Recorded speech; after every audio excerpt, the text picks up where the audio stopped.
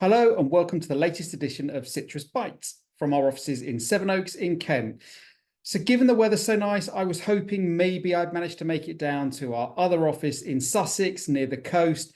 The big boss stepped in. He said, "No, Richard, stay in Kent, please." So here I am in the blazing heat, coming to you from Sevenoaks.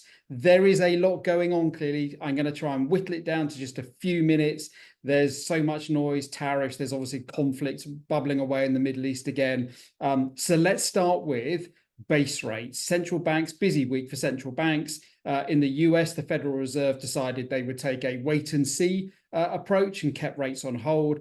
And in the UK, Bank of England Monetary Policy Committee, they met and they actually announced the same thing, that they were going to keep rates on hold. So in the UK, we've had 4 quarter-point rate reductions now since last August, but current rate of 4.25 has been there since May, and it's holding again until the next meeting, certainly, which is in August.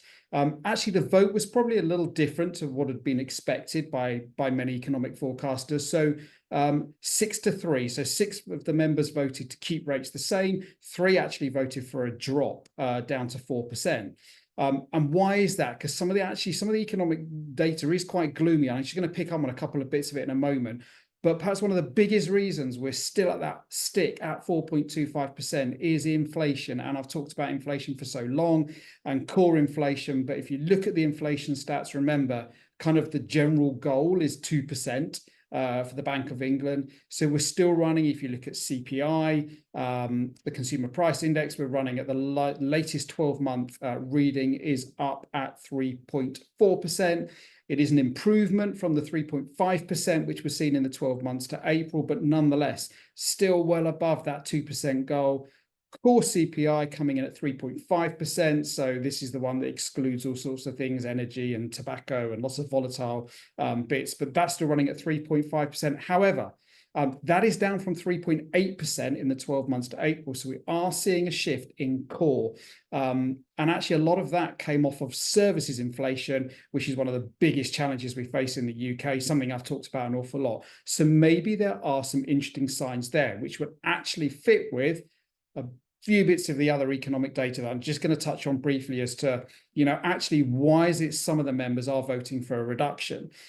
So let's start off with unemployment. So looking at the graph now, we're seeing unemployment, lots of different statistic levels, but you can see this one over 16s running at 4.6%. But most importantly now, we're looking at over 3 years of increases in unemployment. And I guess the trigger is, how soon are we going to get to 5? So it's still relatively low in comparison. Clearly not great if you're one of the people impacted. However, we're seeing that trend continue to increase. And something I've talked about regularly now on Citrus Bites is average weekly earnings. So for those of you that haven't seen it before, I talk about, well, there's still so much pressure on employers, clearly a shortage in the labor force. That's meaning that pay rises are going above inflation, trying to keep and attract really great talent. So we've had this has been for quite a while now, where average weekly earnings have been cantering ahead of inflation. Looking at the most recent numbers, what we've finally seen is those average weekly earnings, although they are still rising ahead of inflation, they are cooling at the rate at which they are increasing. And for me, that's really important, because this is pounds in people's pockets. So we've got less people in the workforce, potentially more people out of work. And now we've got maybe that filtering through to the job market, where employers don't feel so confident when it comes to these pay rises, don't feel they need to come in with these kind of big above inflation pay rises all the time. And we're starting to see that cool. That means less money in people's pockets. That will hit spending, obviously, and the pace at which we can grow at, which is so important to the government in terms of just continuing to see growth in the UK. So those dials are certainly making an impact. They'll be the ones that the Monetary Policy Committee are really going to have to grapple with when they're meeting again on the 7th of August. However, some of those are known knowns. There are also some kind of known unknowns at the moment that are really moving around, causing some challenges in terms of, so where might we go from a rate situation? And there's just one thing I also want to talk about today.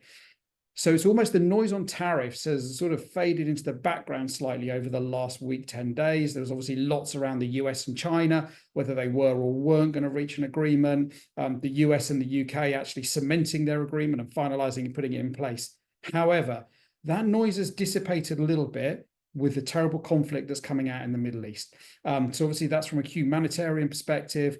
I'm going to talk about some of the economics behind it. And there's one thing I think I spoke about a year ago, which is, well, what is the economic point to this? Well, having a look at the price of oil tells you kind of why there's some nervousness here. So the price of oil was languishing, frankly, early in 2025. We've seen Brent crude, which is typically what's used to quote for a barrel of oil. Well, that was down almost below actually $60 a barrel, which is really low, certainly low when it comes to the oil companies looking to try and make money for sure. Maybe good news if you're a heavy user of things like petrol. If you use petrol, things like tractors where you're producing goods and farming, better news. However, since the conflict has broken out between Israel and Iran, there's a risk. Now, it hasn't gone off the scale. A lot of reporters were saying actually we'd see oil coming in at $100 a barrel plus. It hasn't got there. I think the latest is about $77 a barrel at the moment. And actually, one of the big things here is the Straits of Hormuz. So much oil passes through there. At the moment, there is no impact. You'll see, for those of you that don't know where it is geographically, between Iran and Oman, and that's a big oil passageway. So at the moment, that remains open to oil traffic, and therefore, we haven't seen a huge spike up to the $100 a barrel. However, should that happen, that's going to make an even bigger difference to the barrel of oil. You'll see that number go up significantly. And oil is inflationary when it's going up like this. And that's a big threat. So remember the Bank of England, I started this by talking about, one of the big factors why, in spite of all the gloomy kind of numbers that are there, inflation was still running above that 2% goal. If oil sustains this increase or goes up higher, we're going to see that filter through to more inflationary pressure. Hence why I think overall, that's why it's been held flat at 4.25%. Obviously, we hope the conflict passes and peace comes in. And obviously that will mean both from a humanitarian perspective, things settle, thankfully, but also then for things like oil starts to calm. We'll know this over the coming weeks. Will the US get involved? Won't the US get involved? All of that obviously is still to come over the next couple of weeks. And I will keep you updated when it comes to the next Citrus Bites. So that's it for today. A quick whistle stop tour. Thank you for watching and see you again next time. Bye-bye for now.